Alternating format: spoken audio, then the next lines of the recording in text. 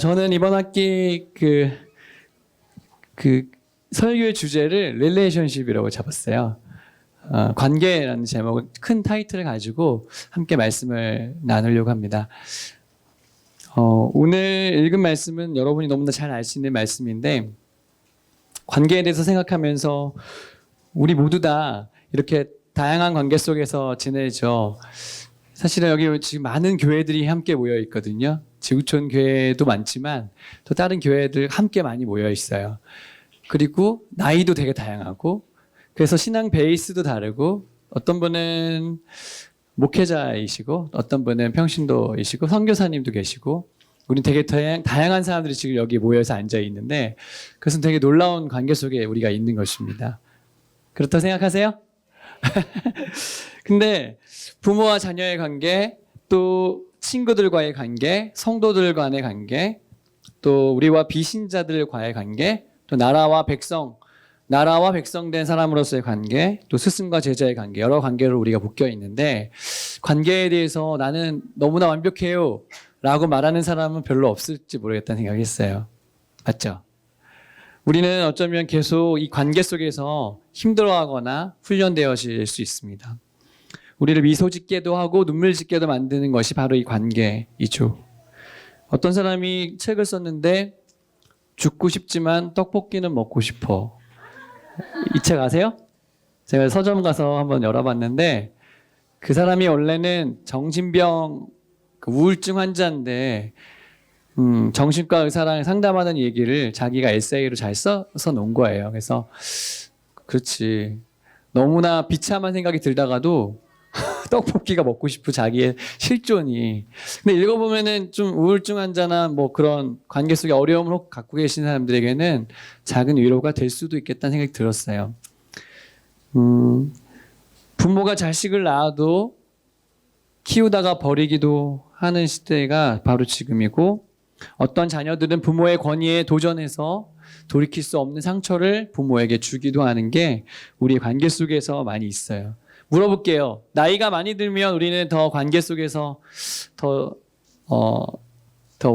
원숙해질까요? 이거는 엄마들한테 물어봐야겠네요.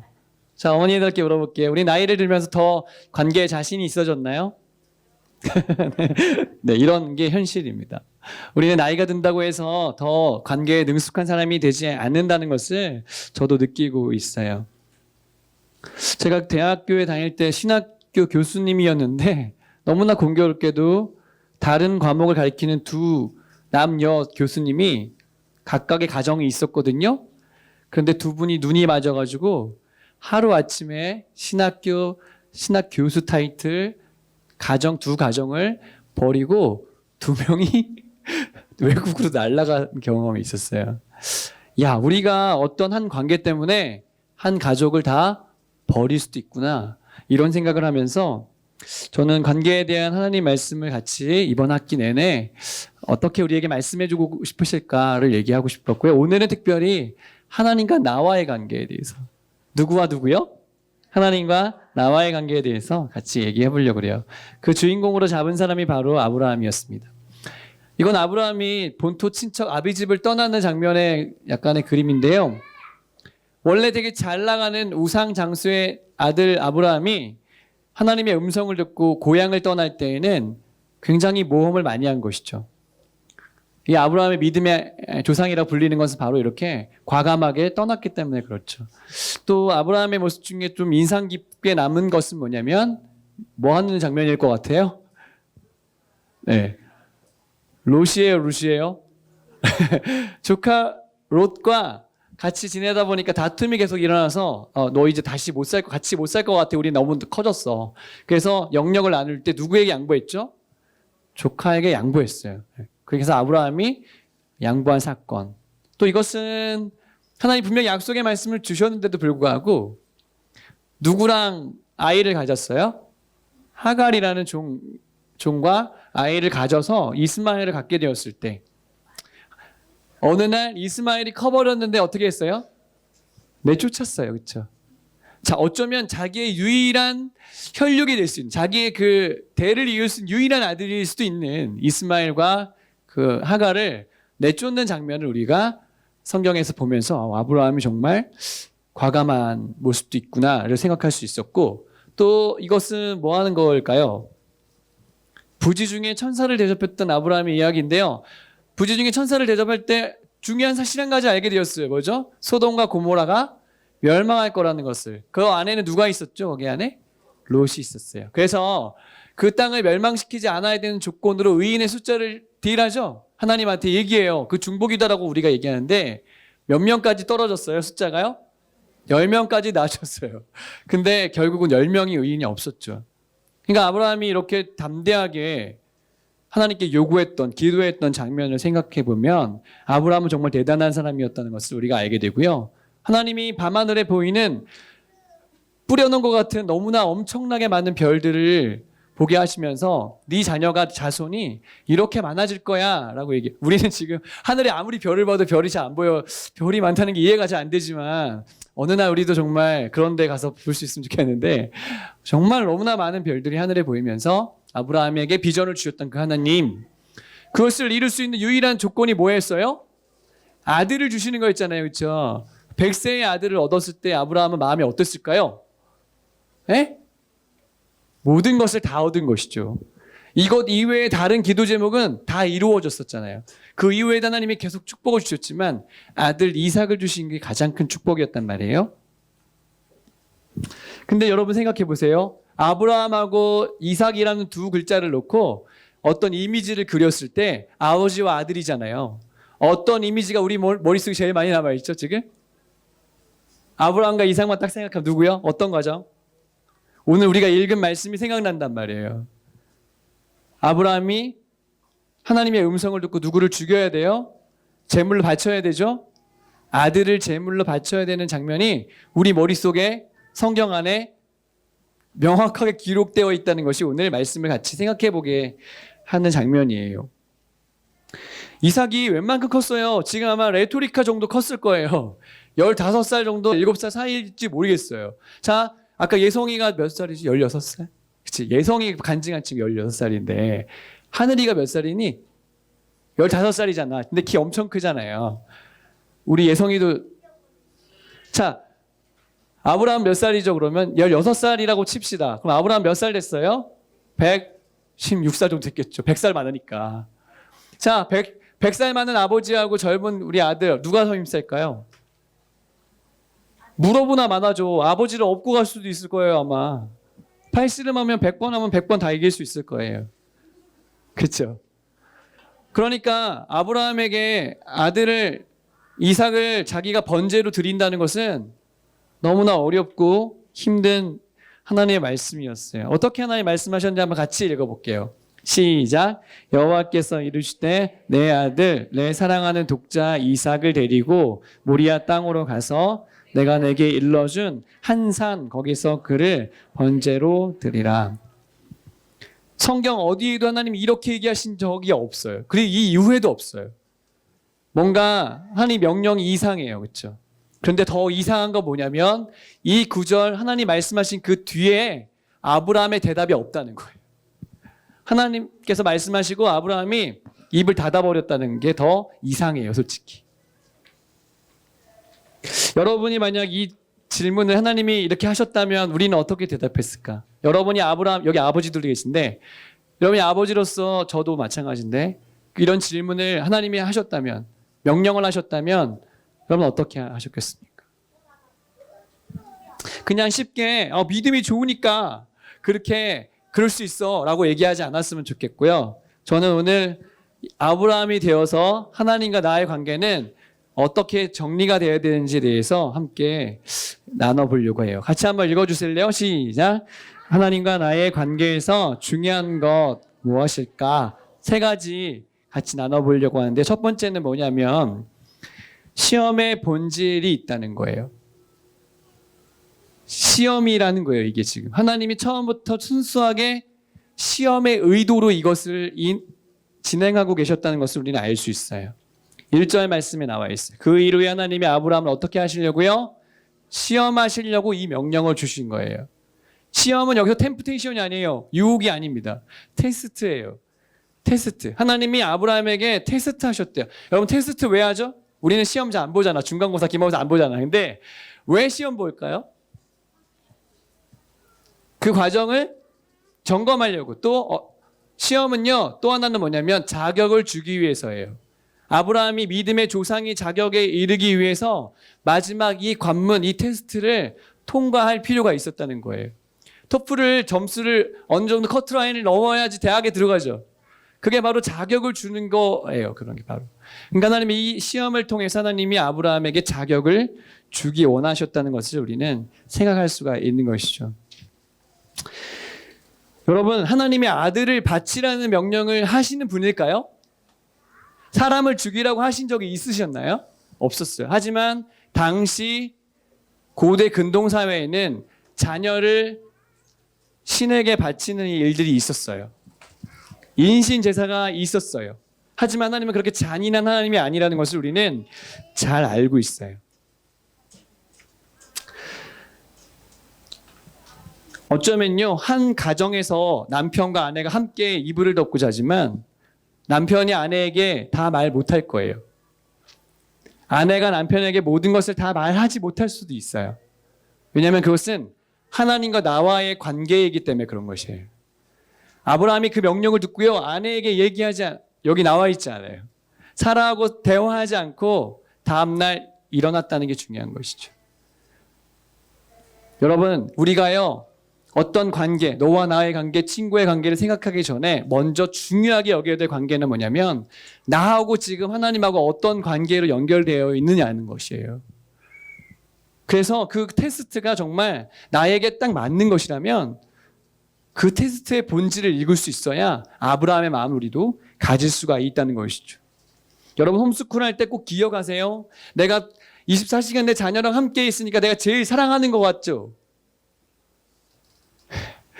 사랑하잖아요. 그렇죠? 근데 기억하세요.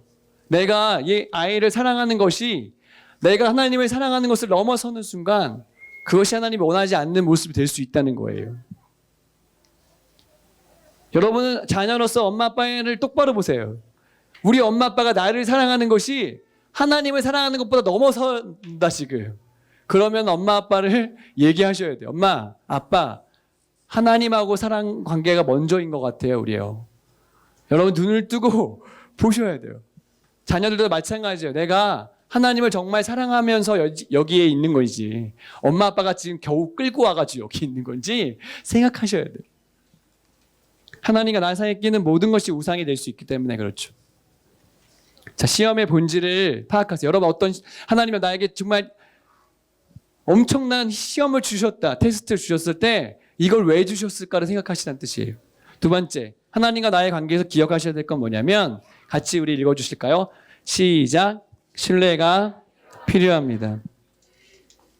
하나님과 나 사이에 진짜 필요한 건 뭐냐면요, 신뢰예요. 신뢰가 아브라함과 하나님 사이에 있었어요. 어떤 사람은요, 하나님 실수한다고 생각해요. 아니에요. 하나님은 실수하지 않으시는 분이에요.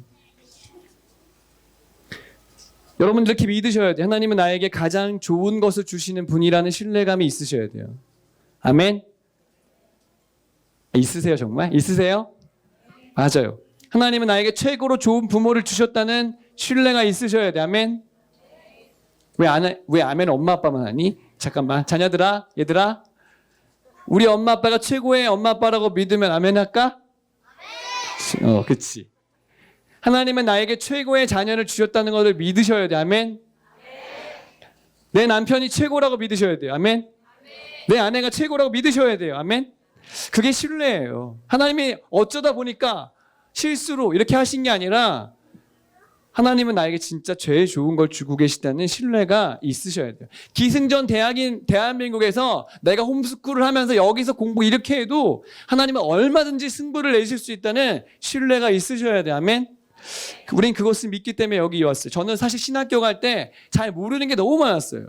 일단은 신학교에 이렇게 신학교가 많은지 몰랐어요. 그리고 이렇게 많은 사람이 신학교에 가려고 하는지 몰랐어요. 저는 제 눈에는 제 믿음 좋았던 많은 형들이 신학교에 안 가시고 다 다른 데 가서 다른 데 대학에 가서 교회를 안 나오는 거 보면서 내가 가야겠다.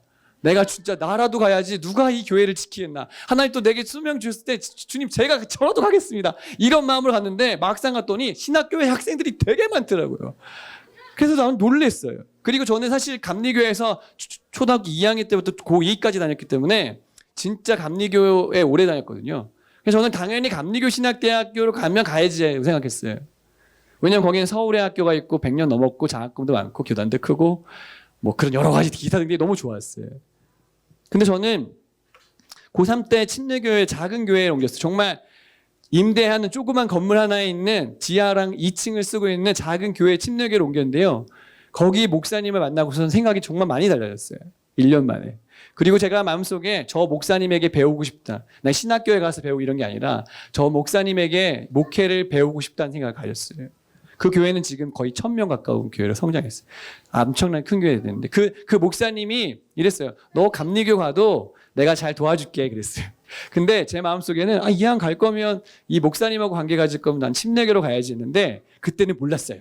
그 학교가 시골에 있다는 것은 몰랐어요. 그리고 그 학교는 별로 좋은 학교가 아니라는 것도 몰랐어요. 그리고 실력도 거기보다 더 좋지 않다는 걸 몰랐어요. 저는요. 정말 몰랐어요. 모르는 게 너무 많았어요. 제가 좀 더 알았으면 그렇게 안 했어요. 근데요, 돌이켜보잖아요. 지금 와서 딱 돌이켜보니까 만약 제가 그 학교를 안 갔잖아요. 그럼 저는 지구촌교회를 안 왔을 거예요. 제가 대학교 3학년 때 왔거든요. 지구촌교회 못 왔을 것이고요. 거기 학교에 안 갔으면요. 저희 사랑하는 아내도 못 만났을 거고요. 저희 아이들도 못 났을 거예요. 그리고 여기 있지도 못했을 것 같아요. 그러니까 만약에 제 머릿속에 그려서 내가 막 내 인생을 그려가지고 왔으면 더 안 좋은 경우를 발견할 수도 있었겠죠. 여러분의 인생도 어쩌면 좀 이상하게 결정한 것 같은데 하나님 왜 이렇게 이끄시지? 할 수도 있을지 모르겠어요. 하지만 하나님을 신뢰하시기를 축복합니다. 하나님은요, 우리가 믿음으로 모험하기를 원하세요. 퍼즐 조각을 다 맞춰놓고 우리에게 보여주신 게 하나씩 맞추면서 결국 완성되게 하시거든요. 뭐를 기억하시라고요? 하나님과의 신뢰를 여러분 기억하셔야 돼요. 아브라함은 하나님과의 신뢰관계가 있었을 거예요. 분명히 이 메시지 안에는. 세 번째, 우리가 나와 하나님과의 관계를 생각할 때 순종이라는 것을 여러분 생각하셔야 돼요. 3절 말씀을 한번 읽어볼게요. 시작. 아브라함이 아침에 일찍이 일어나 나귀의 안장을 지우고 두 종과 그의 아들 이삭을 데리고 번제에 쓸 나무를 쪼개어 가지고 떠나 하나님이 자기에게 일러주신 곳으로 가더니. 하나님이 아브라함에게 아들을 제사로 바쳐 했을 때 내일 가서 바쳐라고 안 했거든요. 언제 가서 하라는 얘기가 없었어요. 근데 저는 놀랐어요. 다음날 아침에 일찍이 일어났다는 거예요. 하나님 주신 메시지에 즉각 순종했다는. 여러분, 순종이 뭐냐면 권위자의 말에 즉각 순종하는 것입니다. 여러분, 순종하는 사람들 되시길 축복합니다. 한 번에 순종하는 게 순종인데 아브라함이 즉각 순종했다는 것이죠. 체질상 우리는 순종이 잘 안 돼요. 그래서 밥 먹으라 그러면 놀아야 된다 그러고요. 좀 치워라 그러면 놀아야 된다 그러고, 자라 그러면 놀아야 된다 그러고요. 우리는 계속 놀려고 그래요. 순종을 잘 안 해요. 씻으라 그러면 좀 이따가 씻겠다고 그래요. 우리 애들도요. 우리 집 애들도. 그런데 이처럼 순종은 어려운 것입니다. 맞죠? 순종은 어려운 것이에요. 따라합시다. 순종은 몸으로 체득되어야 한다. 네. 몸으로 체득될 때까지 훈련하셔야 되는데 아브라함의 이것이 순종이 훈련이 되어 있다는 것 같아요. 이게 뭐죠? 배추인데요.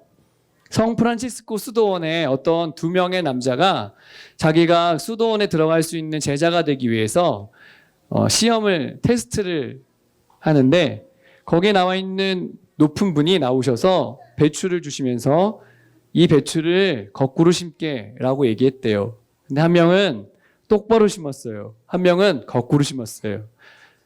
누가 제자가 됐을까요? 거꾸로 심은 사람이 제자가 됐어요. 내 생각에는 이 높은 분이 잘 몰라서 그런 것 같은데 배추는 이렇게 심어야지. 똑똑한 애는 떨어졌고요. 거꾸로 심은 애는 제자가 되었대요. 여러분, 순종은 그런 거예요. 하나님이요, 오늘 나에게 이상하게 얘기하셔도 그것을 순종할 수 있는 관계까지 되셔야 나와 하나님 관계의 관계가 온전해지는 것이죠. 저는 오늘 이 말씀을 읽었는데요. 오늘 여기서 멈추지 않고 계속 이 본문을 조금 더 가지고 갈게요. 그러면서 오늘 다루지 못한 아브라함과 이삭의 관계도 있잖아요. 부모와 자식 간의 관계도 이 본문 안에서 같이 나누어 보려고 그래요. 기억합시다. 하나님과 나의 관계 속에서 세 가지를 기억하셔야 돼요. 첫 번째는 시험에는 다 이유가 있다는 것입니다. 두 번째는 뭘까요? 하나님과의 신뢰관계가 있어야 된다는 것입니다. 세 번째는요, 순종할 수 있어야 된다는 것이죠. 지금 어떤 상황에 있든지 간에 나와 너와의 관계를 따지기 전에 먼저 하나님과의 관계를 체킹하시기를 예수님의 이름으로 축복합니다.